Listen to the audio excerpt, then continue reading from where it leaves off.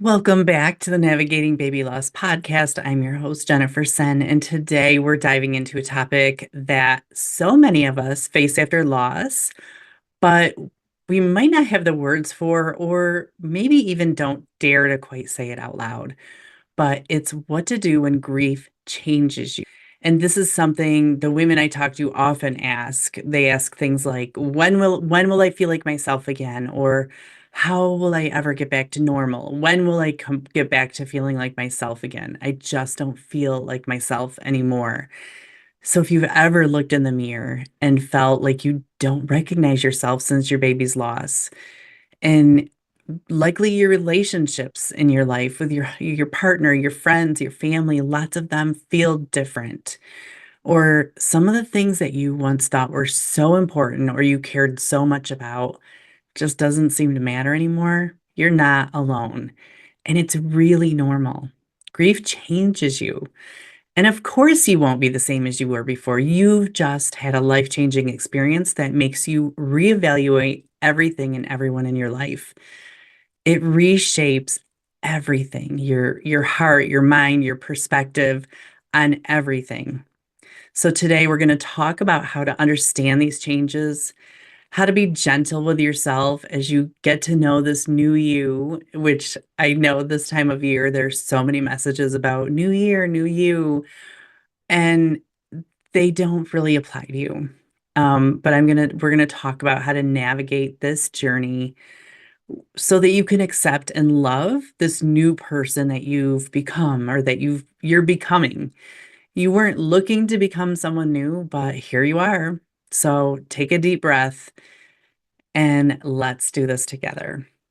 So the first thing I want to talk about, in one of the first ways that you notice grief is changing you, is in our relationships.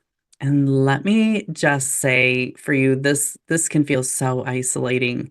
When I lost my twins, I quickly realized that sadly, not everyone in my life was equipped to walk this road with me. Some friends pulled away because they didn't know what to say.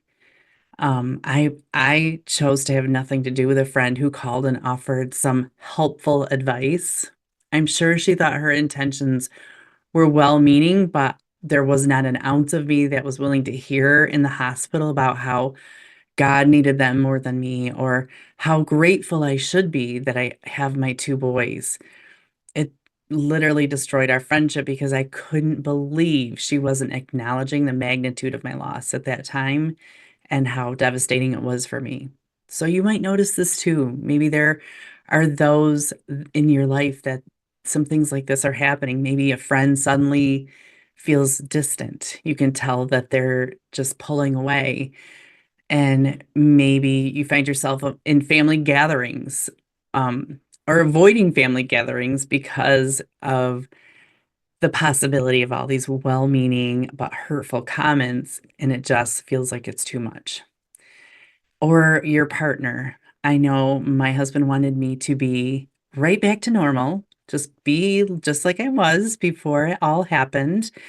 And while that would have been great, it just wasn't possible. So that person never came back home from the hospital. And so there was the task of him getting to know his new wife all over again, too. And then there are the people who get it, the ones who sit with you in silence, who aren't afraid of your tears, and who don't rush you to feel better because they understand that grief doesn't have a deadline. Even if they don't understand grief, they love you and they're taking cues from you to give you what you need and are willing to see you through it. I couldn't believe how many women came forward and shared their own stories of loss. And I was amazed because I had no idea before this. But at the same time, it gave me so much hope that I too may survive this horrible ordeal.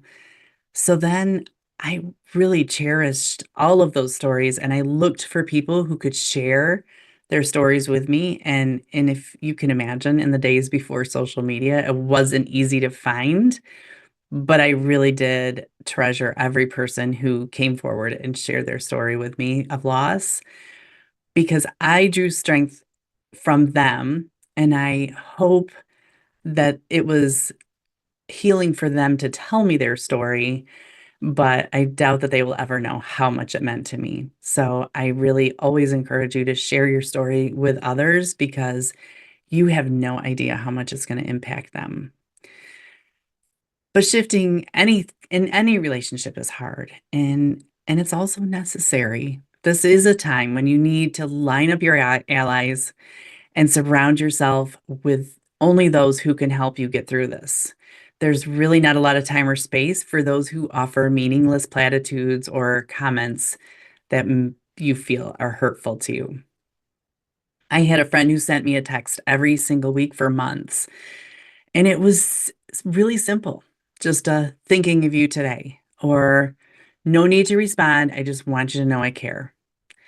And these messages mean everything. And this is something I always try to mention when I'm on other podcasts. So when someone is listening who may come into contact or have someone in their friend or family group that has this type of loss, they can they can really truly be helpful. And just know that trying to come up with words to help someone is not helpful. Just be there, just be willing to listen.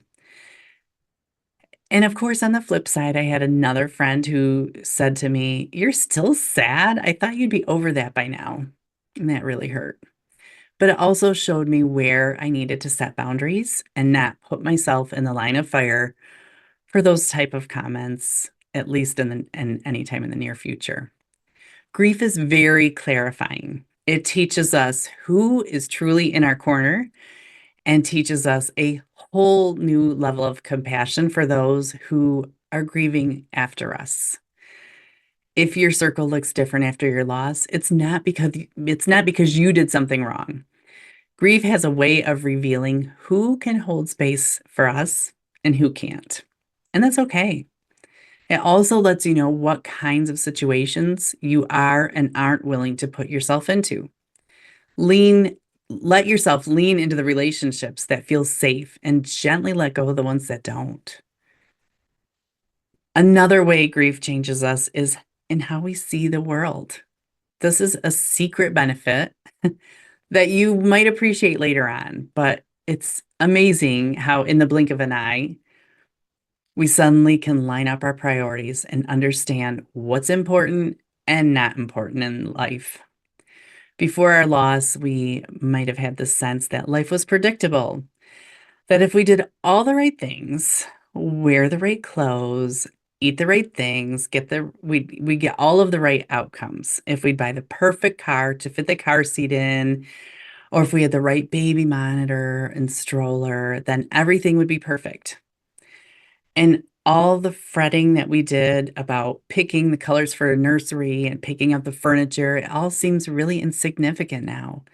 Small things that used to feel so important, like keeping a spotless house or hitting a career milestone or planning things months in advance, having a spectacular birth plan, it probably doesn't seem to matter anymore. Loss shatters that illusion. And then there's the other side of it where little moments start to feel huge. You might appreciate a warm sunset, a gentle hug, a peaceful, quiet morning. All of these things can take on a little weight and importance more than they ever have before. I used to laugh at my mom when she would tell me in the fall, we live in the east, and she would say, "Look at the leaves, how beautiful it is, or how pretty the sunset is." I have become that person. You become aware of how fragile and precious life is and how fleeting it can be from what you imagined it would be to something you couldn't imagine in your wildest nightmare in an instant. It's a mix of deepened appreciation and the heightened awareness of loss. If your priorities have shifted, if the world seems both harder and softer all at once, know that it's normal. Grief changes your lens. It's not a flaw, it's a testament to how deeply you loved your baby. One of the hardest parts of grief is realizing that you've changed, and just not in small ways. Sometimes it feels like you're meeting yourself for the first time, Lots of women that I work with often have a career change. They just don't care about what they're doing anymore. They've lost their passion. And it's tricky. You might mistake it for depression, you might mistake it for postpartum, but I really believe that it's because you're a different person. The things you once loved might not bring you the same joy. The goals you've set for your life might not matter anymore. And you might catch yourself asking, who even am I now? This isn't a question you need to answer today. You don't need to answer it all at once. It's going to take some time. Getting to know this new you is a slow process, and it's going to take some extra patience and some curiosity. I think it took me several years to figure out who I was. For a long time after my loss, I felt like a stranger in my own body. I'd look in the mirror and I didn't recognize the body I saw. I couldn't imagine how this was my reality. I knew I was a different wife, mother, daughter, sister, and friend. And I had no idea how I would begin to find my way out of this. I felt broken for far too long, and that's why I'm here talking to you. I don't want that for you. You will eventually start finding little pieces of yourself again and learning who the new you is. It's unclear how it will all come together, but piece by piece, you will start to sort things out. You're not broken. You're not failing. You are becoming. You will forever have this invisible line that separates the time before and after your loss. Be patient with yourself as you navigate this new version of yourself and find the parts you like about this new version of you. Grief can give you a new perspective that makes you appreciate the small things in life in a way that you never thought you would. As much as grief takes from us, it also leaves behind some unexpected gifts, a deeper sense of empathy, a stronger ability to say no to what drains you, a clarity about what really matters. I promise it will make you a better parent to the kids you already have or ones that you will have someday. You'll never take those precious gifts of life for granted. These gifts don't erase the pain and they don't make your loss worth it. Nothing is ever worth this kind of pain, but they are little pockets of light in a very dark space. One of the gifts grief gave me was a deeper connection to other people who are grieving, especially lost moms. And it's what allows me to be here with you. I've met so many incredible women through this podcast and through my work, and those connections have been some of the most meaningful of my life. It's okay to let these gifts exist alongside your grief. You don't have to choose between honoring your baby and allowing yourself to grow. So, grief has changed you. It will change you. And while that change can feel really heavy and disorienting, it's also a reflection of your love. You're not broken. You're not lost. You're just different. And that difference deserves patience to learn who you are now. As you're moving through this new year, remember this. You don't have to set big goals, make resolutions, or force yourself into someone you're not. Just take one small step at a time. Don't listen to the messages that tell you to leave the past behind. It's not possible. Instead, keep creating a life your baby would be proud of, and one that will someday allow you to look back at this experience as the defining moment of your life that gave you an appreciation of it like you never thought possible. If you need someone to walk that path with you, I'm here. Thank you for joining me today. As always, you can find more support on my website and be sure to schedule your complimentary support session with me while you're there. Until next week, I'm sending you so much love.